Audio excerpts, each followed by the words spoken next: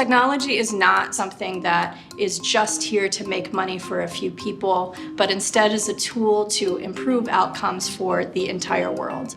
And we do that by demanding that platforms and companies are accountable to their users and by building the kinds of collectives that can make those demands with power and energy and momentum behind them. Michelle Miller, co-founder, Coworker.org, a white woman wearing a black dress. So when we co-founded Coworker.org, Jess Kutch and I were coming from the traditional trade union movement, and we're both really inspired by what we saw as workers using popular technology tools like Facebook, like writing letters to Gawker, like creating microsites or going onto Twitter forums to try and do what we saw as workplace organizing. We wanted to provide direct support to groups of employees who were working to negotiate with their employers and their companies around their working conditions. So we created very simple technology that just made it possible for workers to be able to run a campaign around a specific issue and to start to build their own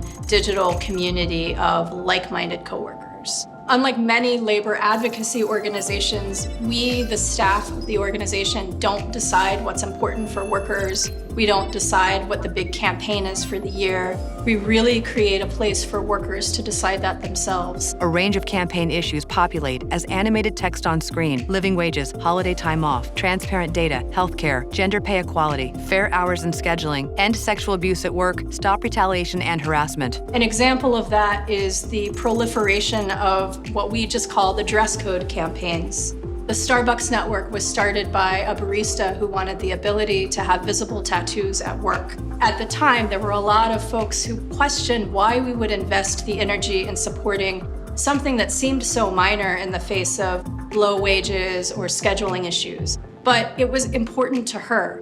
And the truth was that it really resonated with her fellow coworkers. 15,000 other baristas joined that campaign, and within 2 months they won. They had an experience of collective advocacy working, and it enabled them to think deeply about the other changes they would like to see inside their workplace.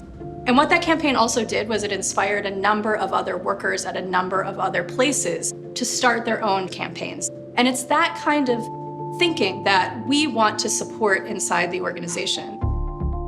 Coworker.org campaigns appear on screen. A campaign calling for Papa John's Pizza to address sexual harassment. Another requesting Uber and Lyft to give drivers a voice, and Netflix to extend paid parental leave policy to all employees. The labor movement really needs to think of itself as public interest technologists. We need to stop thinking about technology as either something that is a wholesale threat or some kind of widget-like solution to all of our problems, but that instead it is a means through which we actually connect to the people that we want to find and engage. If we make technology something that we have ownership and agency over, if we consider it something that all of us have a say in, that all of us can develop and shape instead of just a few companies out in the South Bay, then we can start to imagine using it for the common good. We can use technology to ensure that resources go into the hands of the many, not just the few. This is Tech at Work for the Public. Hashtag Public Interest Tech. FordFoundation.org/tech. Ford Foundation logo, a globe made up of a series of small, varied circles. Production credits appear on screen. For a full list of credits, please review the downloadable transcript.